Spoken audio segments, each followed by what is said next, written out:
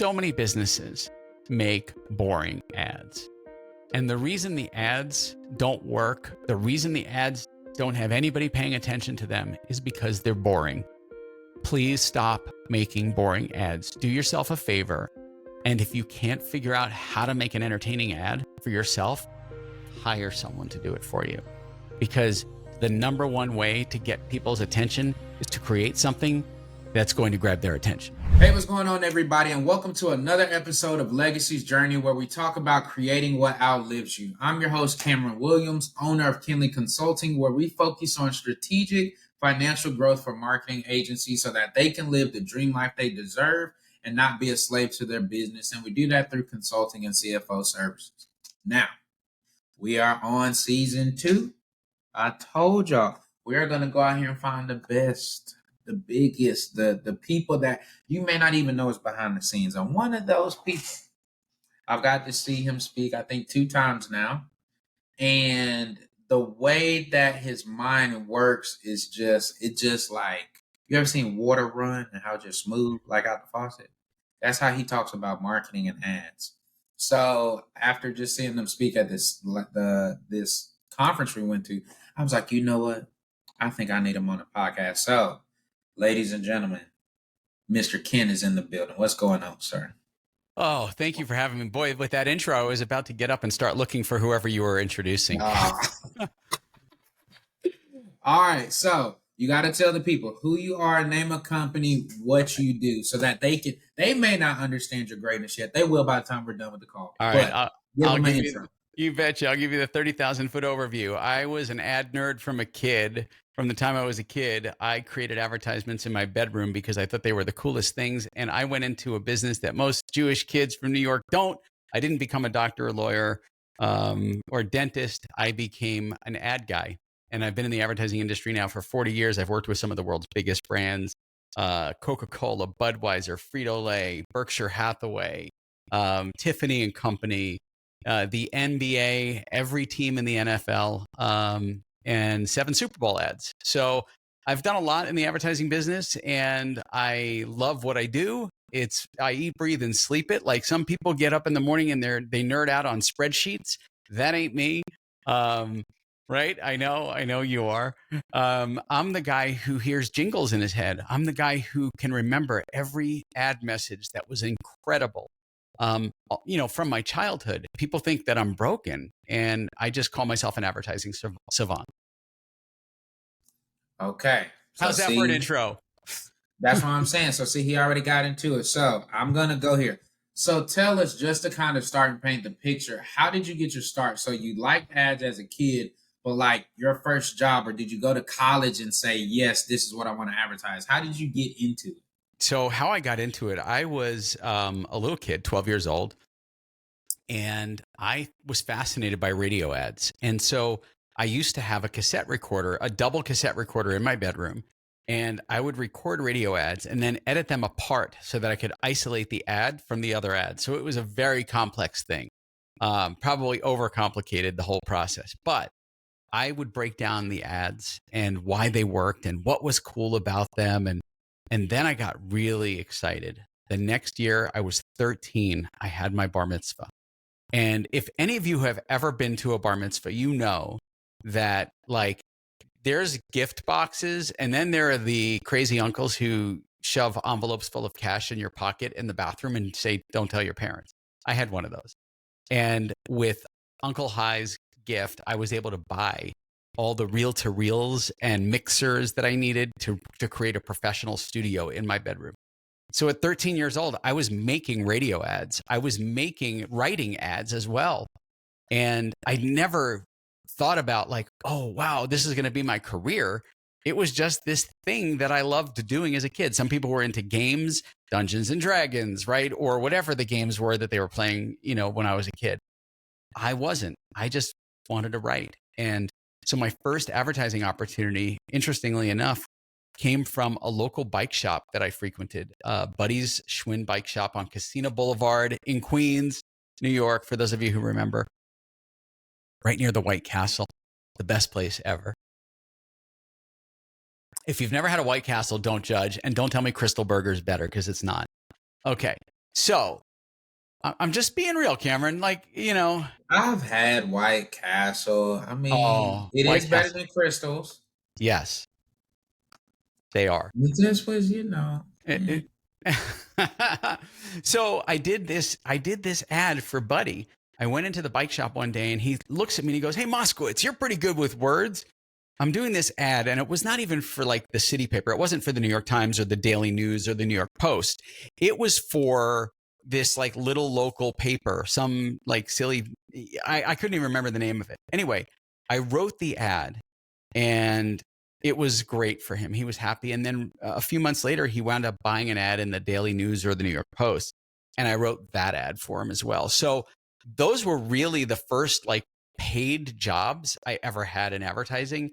And I was paid with like, here, you want a new bike seat, or you want a new speedometer or headlight, whatever. That's how he paid me, because that's how you pay a kid for doing the work, right? So it was awesome. It was I didn't realize at the time that that was going to be my career. I just knew that I liked advertising.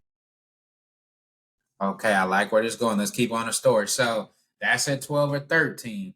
So now we graduate high school. Where do we make the transition into like, All right. yes, this is my thing and it's time to get paid, baby? Let's back that truck up a little bit, because we got to talk about high school. Okay, So okay. I am not Christian. I am not Catholic. I don't go to confessional. But I will say this: I had a secret that I held for 34 years, and it was held close to the vest. And it finally got released into the world several years ago. And so it's no longer a secret. In my junior year of high school, I attended an exchange program in Israel, and I loved Israel. Stayed there for my junior and senior year, came back to the States, and discovered that I was 2 credits deficient in, of all things, physical education. And the New York City Board of Ed was going to make me repeat the 12th grade because of those 2 credits. And I said no. And I walked out of my guidance counselor's office having never graduated high school. So you're talking to someone who never graduated high school. Are you serious? I am serious as a heart attack. I held that secret for so long because it doesn't impact who I am and what I do in my career. And I feel like this just made the story like 10 times better because that means you working on NFL and NBA level, but you didn't graduate high school. no. And, I think part of it is it's my passion. And I'm a nerd. Like when I say I'm a nerd, like if I got up right now and walked over there, my camera would track me. You would see every book I own. Every book, except for one, is advertising. Like there isn't a book in my office that isn't branding, advertising, marketing consistently. And I study it. Here I am at 57, having now been almost 4 decades in the advertising industry, and I'm still studying and I still learn. And part of it is because of my love of the craft. It doesn't ever go away. And I think, Cameron, when you do something that you really love, there's that saying, "Oh, it's you never work a day in your life." It's true. Like I can't tell people how true that statement is. It's flippin' true because you love it. I get up and I'm excited. Like when I have to do ads for Tampax or pizza ovens from Uni, or like it doesn't matter what the project is. I love it. And I eat, breathe, and sleep this stuff. I dream of advertising. Other people dream of like family vacations and dogs. No, I have jingles in my head. I have scenes and visuals and framing and how the person's going to move into the scene and what they're going to say. Like that's what I dream of. So it's what I do. Okay, let's stay right there because I think you hit this on the head. By the way, you guys know the drill. We're taking notes because these geniuses just be dropping it so fast. You got to write down. You said, okay, you're still studying your craft, and I think newer people that are coming into the marketing industry the past few years, what I've seen and slash maybe even heard, they're not focused on studying the craft and being immersed in it. It's about, oh, I heard this is how I can travel or make money on the side. What would you kind of say to that younger person, that younger marketing agency about the importance of doing this type of study and being immersed in it like you are? Well, I think there's two things. Number one, you don't feel like you're studying or immersed in it when you eat, breathe, and sleep it. Like when it's your passion, it's what you do. And a great example of this is, oh gosh, and I can't remember the boy's name. I follow him on YouTube. I am not into cars. Okay. Like I'm not a car guy. I don't care. Like, a car is a utility that gets me from point A to point B. It's just not me.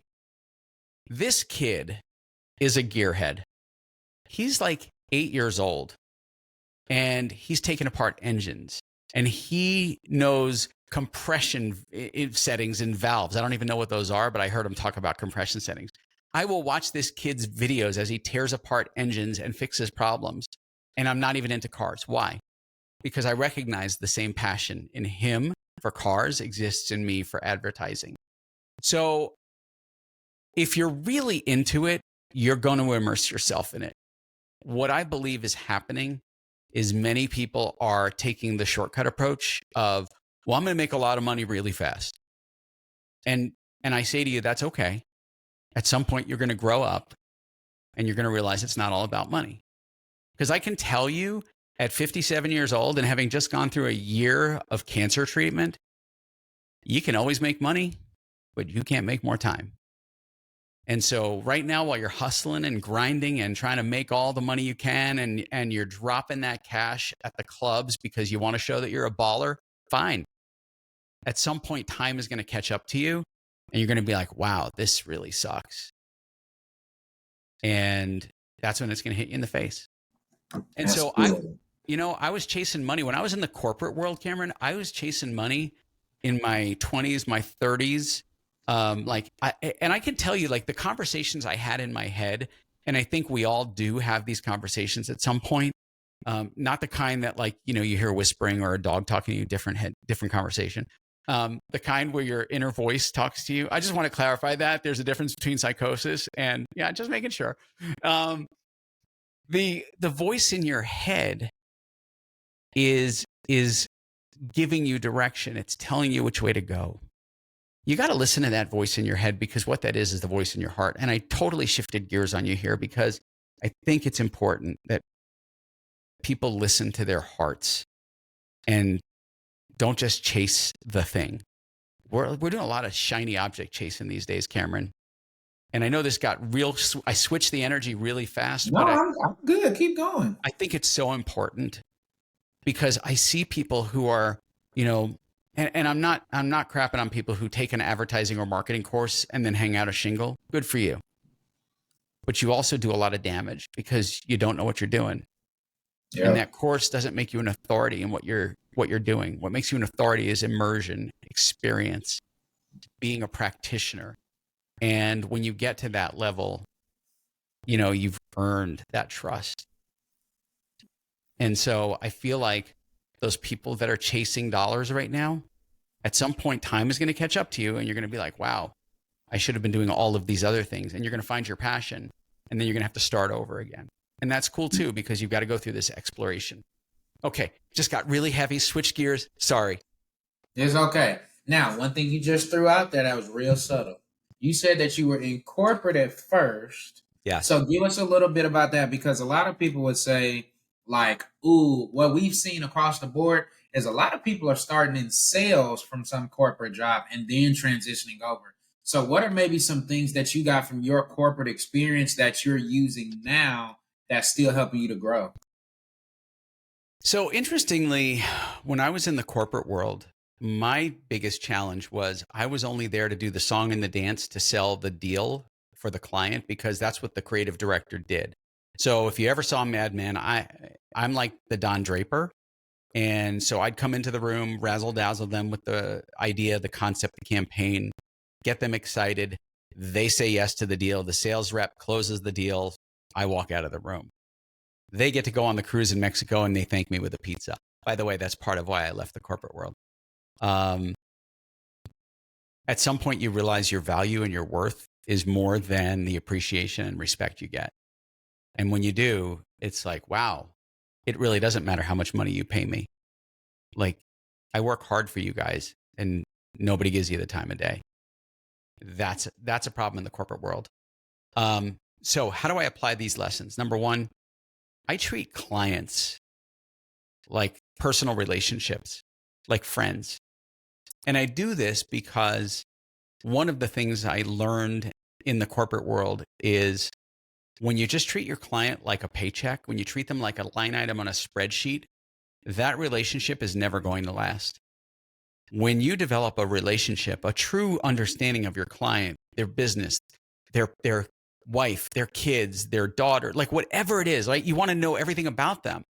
You build a relationship, you build trust, you get to know people. And what happens is, and this is miraculous, when they leave the company they're with and need somebody for the new company they're going to, you're the person they talk to. It's why when someone leaves M&M Mars and goes to Frito-Lay, I now get to do work for both. It's why when somebody leaves Budweiser and goes to another brand, I get to work with them. It's building relationships, it's trust, and it's not just transactional. So that's a big lesson for me. Okay. I see where you're going here. Okay. Now let's talk about this part. So you're making these relationships, you're doing all the hard creative part. You're like, you know what? I'm going to step away. So tell me that first 6 to 12 months of making that transition from working corporate to starting your own thing. A lot of people say that's the hardest part because you're used to being treated a certain way or your value being perceived a certain way. Yes. And now I have to go out here and charge you for the whole thing. I would normally charge, $50 an hour. Oh, wait. I need to bump that to like 250 or 350. Like, Right. walk us through what were some of those beginning lessons that were a challenge for you? Well, first of all, I have to say that I was super fortunate that the company I worked for, they thought I was going to be a lifer. And there were several lifers at the company because, most creative directors, it's like a Supreme Court justice. You have to do a lot of bad things to lose that gig. And you get to be a little bit crazy as a creative director, and they accept that. But my company was great because when I left, when I made the decision to leave in December 2010, I had not yet decided what I was going to do. And when I, in March, made the decision like, hey, it was time. I know where I'm going. I know what I'm doing. And I was ready to make that leap. The company was not only gracious, but they did me a favor. They sent out an email to all the clients to thank me for the years that I've been with them, to, support me in my personal future endeavors. There was no animosity. There were no hard feelings. They loved me. I left on great terms. I helped find my successor, and he's still there. So it was a great departure. And from that came my first clients. My first client when I hung my own shingle was M&M Mars. And so M&Ms are a big part of my life because M&Ms was my first client and helped me establish my business. That was quickly followed by Budweiser. And again, those things would not have happened had it not been for the relationships I developed over the years when I was in corporate. And then the announcement from my company that I was leaving and the support that I got from them and the fact that these companies wanted to work with me because they liked working with me. So again, this goes back to that earlier thing, Cameron. It's about building relationships. Like I cannot say how important that is. And so many agencies today just don't build relationships. They build transactions. And so relationships is critical. The other thing that I learned is you have to know your limitations. And when I say you have to know your limitations, I'm going to just be very straight here. I am not the guy that should be doing bookkeeping and accounting. I'm not. So I have people that do that. I am not the guy that should be doing operational things and back-end offer development and email implementation. I'm a train wreck. You don't want me touching your tech. You touch your tech, I'm literally going to take down the entire internet across the world, and all the airlines except Southwest will not be able to run. I didn't do the CrowdStrike thing, but I would be responsible at that level, okay?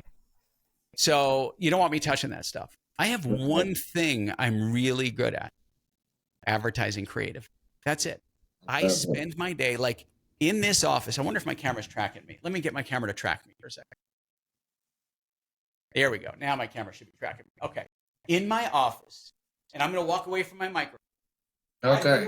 I literally spend time reading books. I sit down in this chair in the back of my office, and I read and I study my craft, and it's also where I do my work. And the reason I'm sharing this, let me get my camera back to where it should be. Come on, camera, follow me. There you go. It's like Dolly. You know, remember the movie Dolly, where the head of the robot just tracked everybody? But my camera tracking is off. This room is my sanctuary. It's where I do my craft. It's where I create advertising. And there we go. Now I got my camera back. And I have a special place where I do that. This is all I do, though. Like, my day is consumed with advertising, and I get lost in it. You get lost in the thing you love. And so I get lost in it, and I will spend hours creating. But I learned something from Oprah. You spend your time in your zone of genius.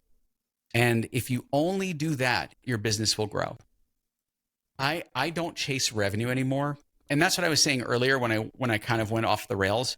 When I was younger, I remembered distinctly saying, oh, when I make $50,000 a year, it's going to be amazing. And when I got to 50, I was like, well, when I make $75,000, I'm going to be so happy because I'm going to be able to do this and buy that. And by the way, the difference between 50 and 75,000, when you break it up over 26 pay periods, ain't that much. But in your head, it's like, wow, I'm going to get this huge raise. And then when I got to 75, I'm like, well, when I get to 100, and then it was 150, then it was 200. Like, I walked away from a $250,000 a year gig with bonuses, with benefits. Like, I walked away from serious money, but it wasn't about the money at that point, because as I got older, I recognized that every time we increase the money we make, most of the time, most people spend up to what they earn, right? It's just a natural behavior. It's a bad behavior, but it's a natural behavior. I'm not here to judge. I'm not Dr. Phil. I'm not going to sit here and judge your spending habits. Okay. That was more Bill Clinton. I apologize. Sorry. I can't do a good Dr. Phil and not sound like Bill Clinton. Anyway, so that to me, there's going to be a shift like there was for me where money wasn't the answer, because you can make more money and you're always going to grow into that. It's time. And when I got diagnosed with cancer in May of 2023, that's when I realized how valuable, how precious time was.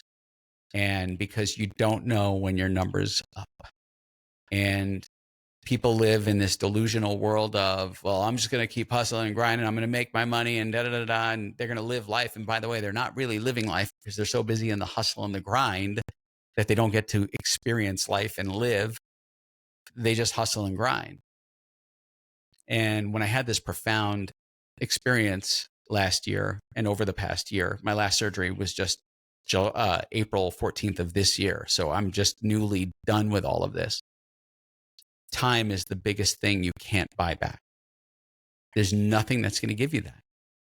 And so my focus shifted. Now I'll breathe so you can talk, Cameron. I know this is your podcast and I'm hijacking it. No, this is good. I'm just taking my notes because now I have 1, 2, 3, 4 new questions. Okay. So first off, I got to ask this. This is not one of the questions, but it is a question. I know it's coming. Does this mean for the M&Ms? When I see those commercials on TV, that's you? I've done some commercials for M&Ms, not stuff that's currently running, but I've done ads for M&Ms. So it was your idea to come up with like the characters being the different colors? No, that was a different team. I'm working with their custom M&Ms. Oh, Journey decided to lift her head. I've done work for them for their custom M&M lines, the ones that show up at weddings and bar mitzvahs and now funerals. Hey, because why not? You know, if you're going to have a going away party, make it fun.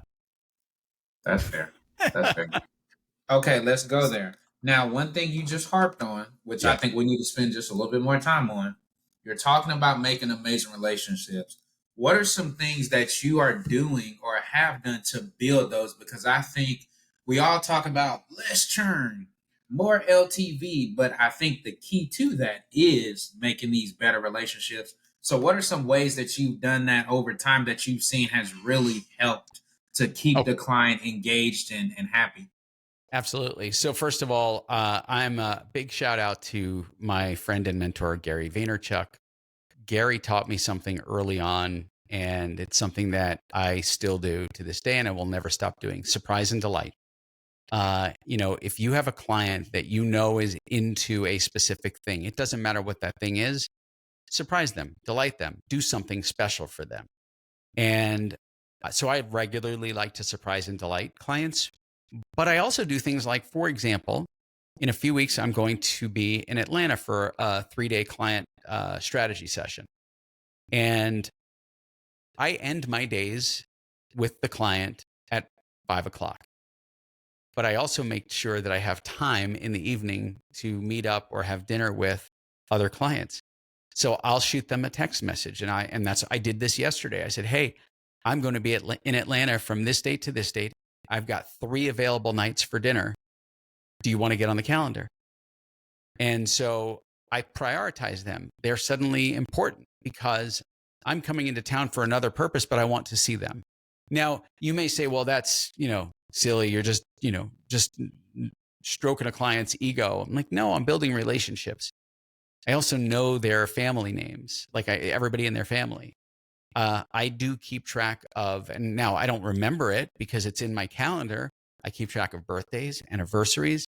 If someone's loses a pet or a parent, send them flowers, send them a note.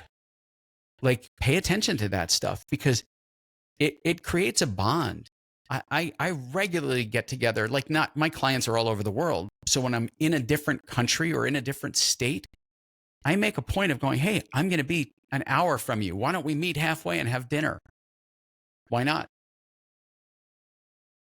All right, so giftology, for those of you who haven't read that book, is a fabulous way to kind of get in that mindset.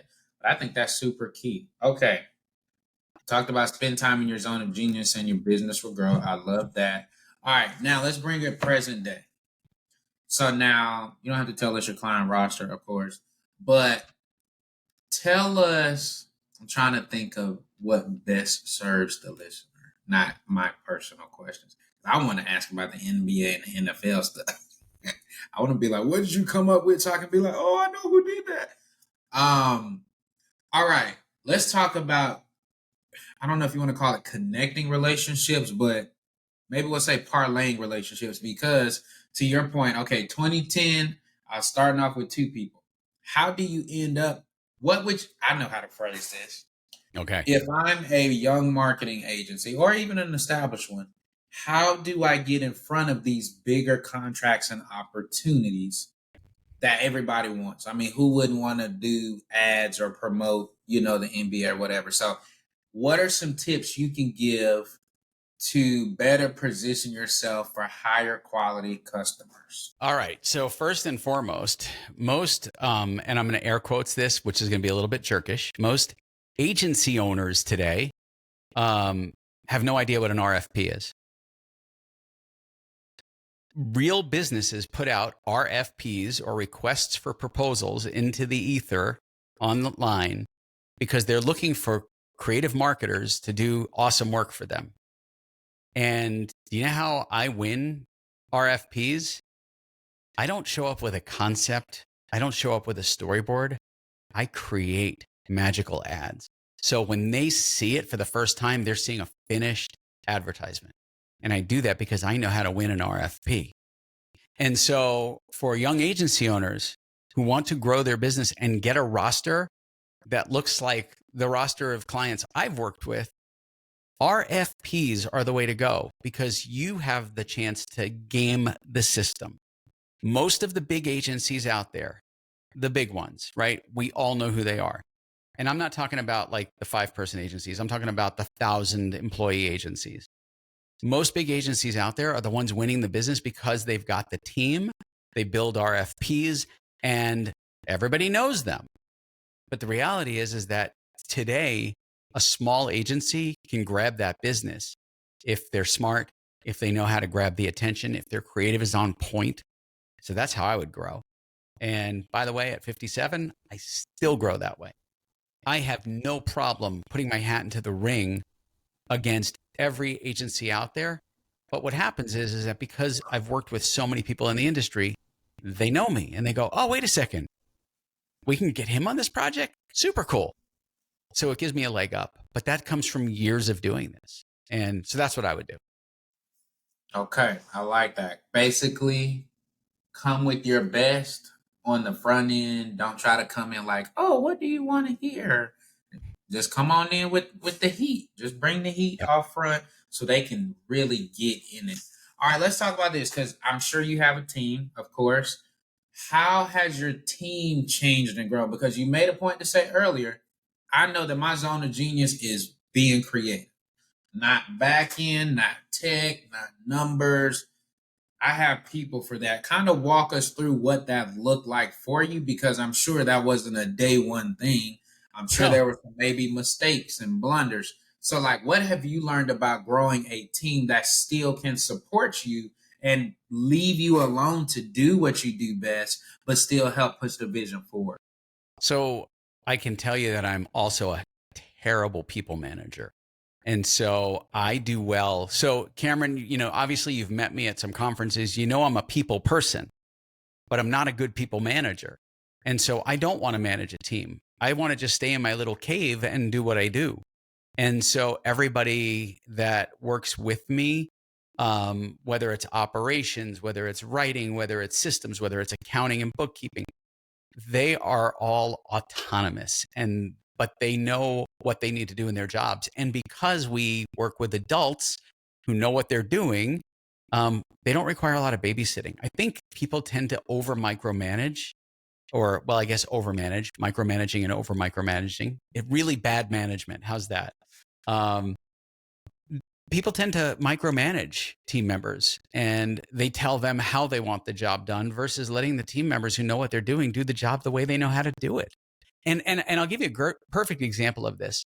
Brandon, my ops guy, who is also my business partner in two of the businesses, he's the systems and processes guy. He's the engine. Many times I will come to him and say, hey, can we do this, this, and this, and this, and this?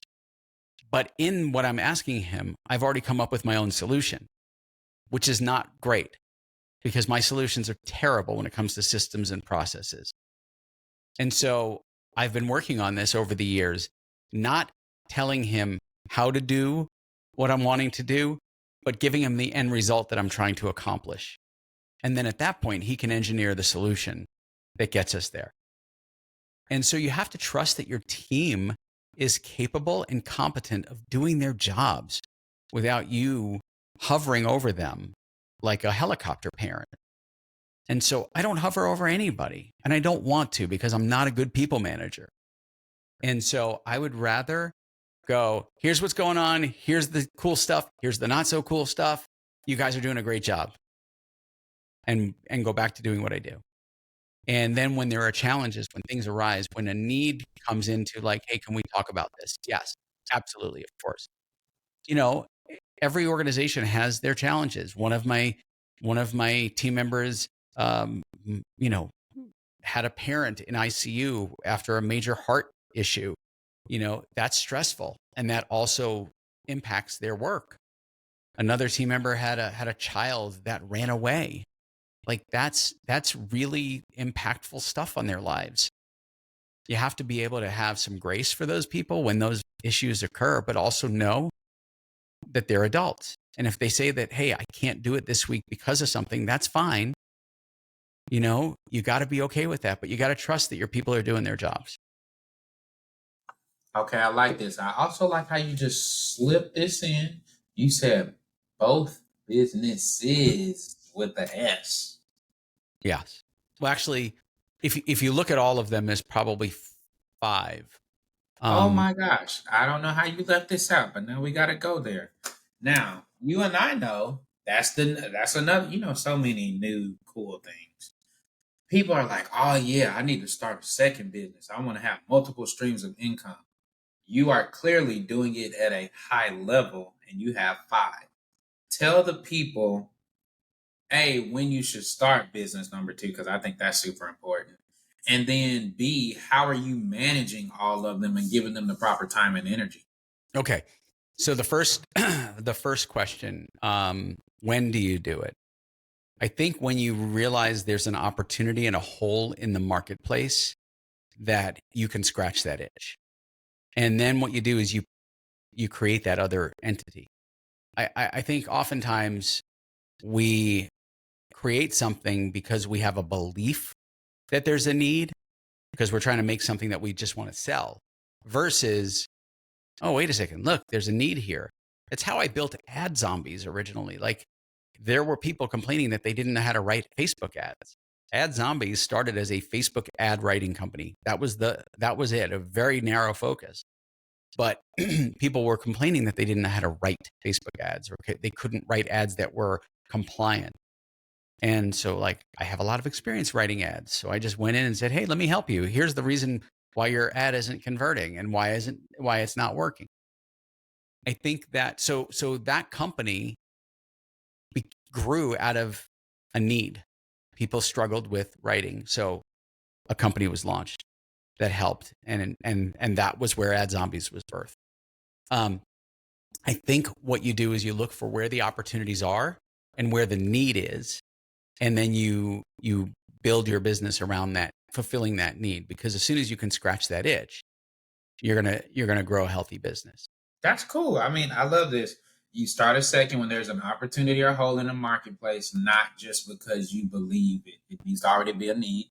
The second one is, how are you balancing having multiple? Because I think a lot of people, I know for a fact, we have a client and we had that conversation. Oh, I want to start this second business. And I was like, this one is doing pretty good. You sure? And he's like, yep. He was super certain. And then, of course, months later, he's like, man, I'm stressed out. It's a lot to try to juggle both. I forgot this. And I'm like, Yeah. So how do you juggle? I'm a terrible juggler. Like, no, I'm a good juggler. Like, you give me like 4 balls, I can do that kind of juggling. I got that down. I'm a terrible juggler. So what happens is that each baby gets a little bit of my time on given mornings, and for the needs that are most important. And that's it. But I'm not really great at juggling. And because none of us can multitask. See, there's this misconception or misbelief that you could do 5 things at once. You can't. Your brain actually segments them, and you can only do one thing at a time. And so what I do is, on my calendar, like, it's even rare that I'm on a podcast this early, right? At the time we're recording this, it's early in the morning for me. My mornings are guarded because that's my creative time. And so most of the time, my calendar is not open until after 11 a.m. And the reason for that is because I guard my creative time. My zone of genius is strongest from 8 a.m. until about 11 a.m. And so I can get a lot creatively done. So every morning I have blocked out for that creative time. And so every day I have an opportunity to work on something related to, whether it's one of my communities, or whether it's, ad nerds or ad zombies or wedgie. Like, I focus my energy where it needs to be focused. But I am not a great multitasker. I don't ever want to be on a production shoot if I don't have to be. And so Phil, my first AD, who is me on a production shoot, make sure that our ad productions look incredible. It makes sure that when we film a commercial, that it looks like the vision I storyboarded. And again, it goes back to trusting your team, but letting your people do their jobs. And so, and because I suck at that, you don't want me to be your people manager, because I just don't have the patience for it. Even though I'm a people person, I just know my strengths. And if you can just be comfortable in your own skin and know where your strengths are, you're going to do incredible. But you got to get out of everyone else's way, focus on the thing you do best and nothing else. all right, I got it. Guard your time, focus your energy where it needs to go, know your strengths and weaknesses, get out of your team's way. Yes. All right. Now,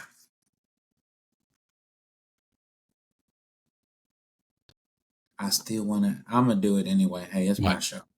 I want to know about these NBA and NFL Oh ads that gosh. you put in So because I feel like I just want to be able to be like, he did this. Tell us. I'm not even going to let you spill the beans about how you got in the door because y'all don't need to try to copy machine Ken Swag. But tell us, what is it like? Like, okay, we worked hard. We got the huge opportunity. We're in the door.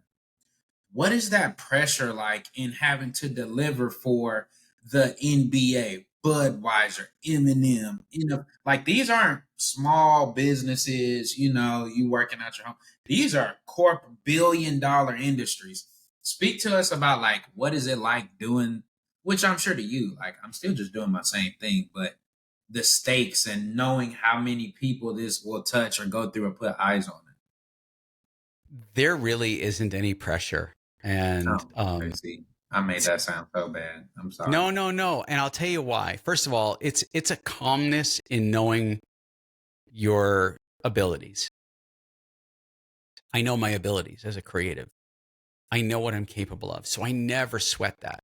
I never have that, oh my gosh, this is like, when I did the ad for the Budweiser bow tie can, they were looking for concepts for this new product launch.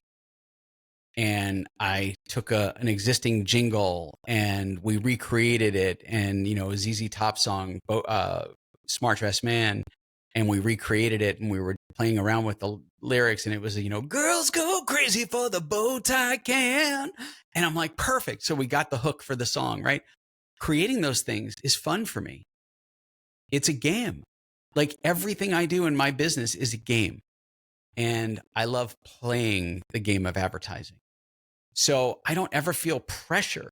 As far as working with the NBA, the NFL, MLB, uh, I got lucky. I was in the right place at the right company at the right time to build relationships.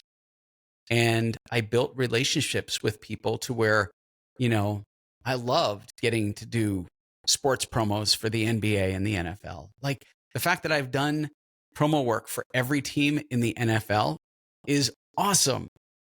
And I love it. But it's the stakes are no different to me for that than it is for Joe's Deli or Sally's hair salon. The stakes are just as high, if not higher, for the small business. And the reason is that the impact on the bottom line of the small business is far more tenuous. It's far more important. A multi-billion-dollar company that sees a surge of a couple of $100,000 in sales, or maybe $1 million in sales, doesn't really change the bottom line of that business. But a small business with the right message that hits the right audience, that sees $1,000 or $2,000 a week spike in sales, that's huge. So then, does this mean you prefer to work with smaller, like more local brands because you know it'll have a bigger impact, or do you prefer working with the big names?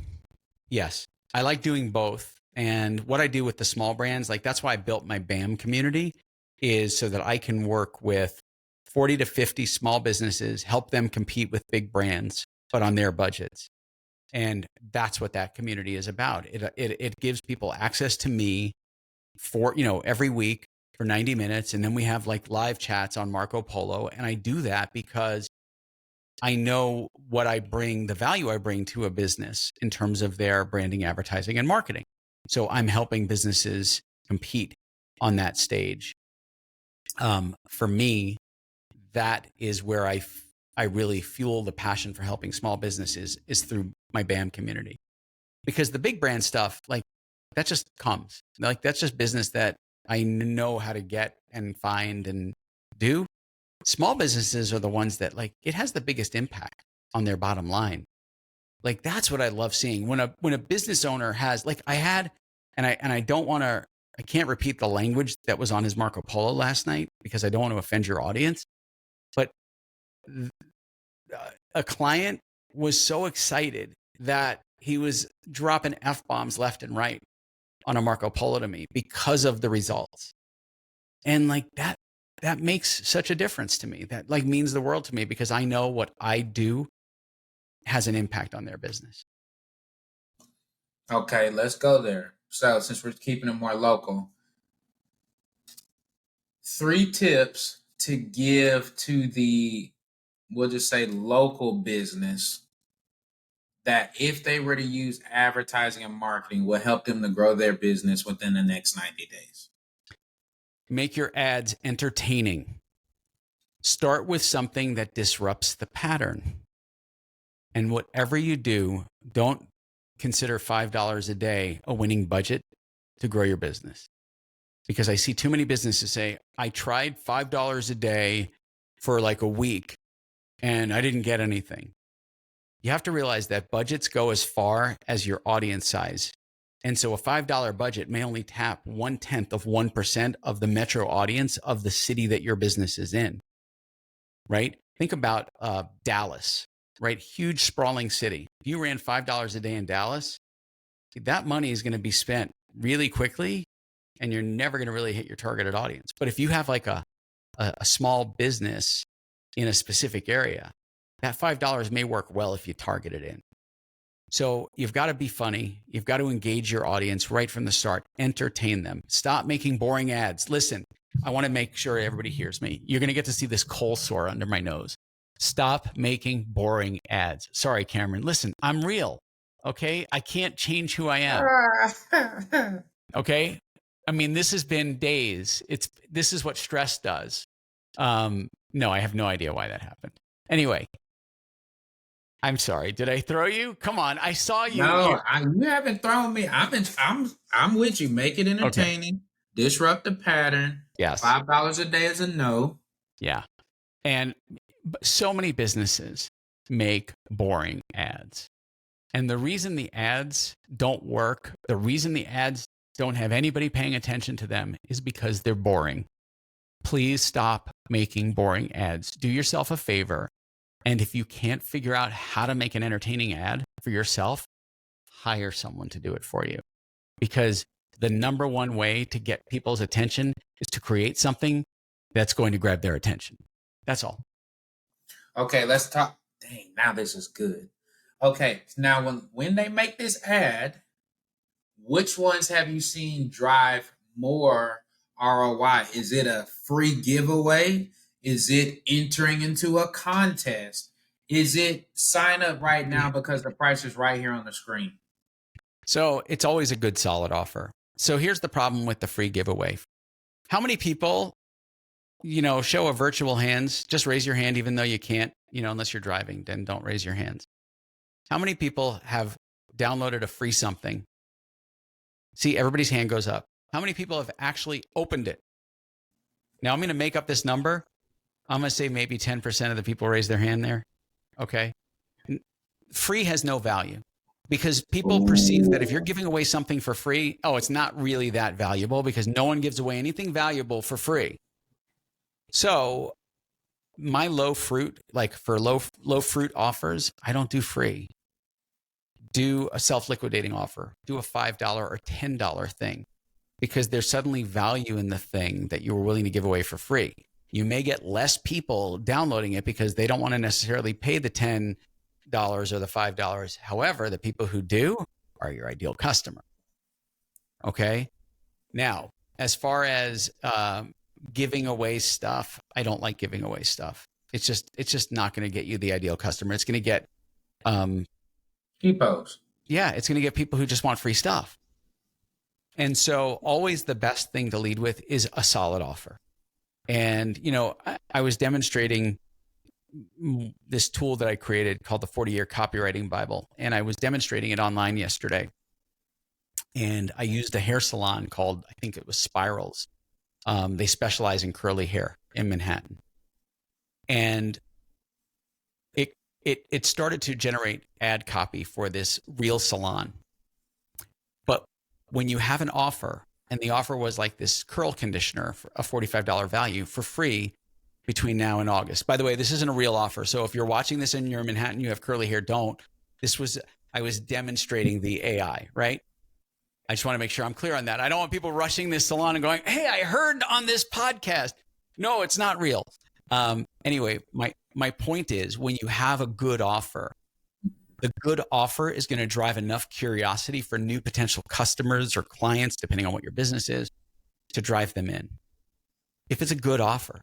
But if it's like a free hair clip, I can pick those up on my bathroom floor. I have daughters. That's where I would get my free hair clip. I wouldn't do that online, but I would for a $45 curl conditioner if I'm a curly haired woman who wants to go to some place that knows how to cut curly hair. Make sense? Well, we got to wrap it up. All right. I feel like I was really starting to see that light bulb go off in your eyes because we was asking about specific creatives. Yeah, when you get into advertising, I'm done. I will. I wanted to know more about you, the person, but I see now in hindsight, I see what I should have asked. All right, tell the people if they want to work with you. They're like, man, this dude's brilliant, or he has the perfect amount of experience, or he's exactly right. My social media and my ads and all of that is super boring. How can they find you and get in touch with you? You know what? Probably the easiest way is go to bamismyjam.com. That's BAMismyjam.com. And you can learn a little bit about BAM. If you want to connect with me, there's a link to get on my calendar. And that's a great way to do it. There you go. All right, y'all. I'm not even going to. Yes, I am. It was so much good stuff. Stuff to summarize. Study your craft consistently. What are you passionate about? How do you create amazing relationships with not just future clients, but your current ones? Gifts are the key. Spend time in your zone of genius. When you start a second business, don't just start it just because. Do it because there's an actual need in the market. How to juggle multiple businesses, guard your time, focus your energy, know your strengths and weaknesses, and get out of your team's way. If you want the best ads, make them entertaining, disrupt the pattern, and don't do $5 a day. And the best ad CTAs will say, don't do free because that has no value. Don't give stuff away, and always lead with a solid offer. If y'all can't take anything from this episode, I don't know what to tell you. Ken, again, thank you so much for checking in here with us and just giving us some of your time and your brain space. Guys, share the episode, tag people, listen to it. Let's blow this one up.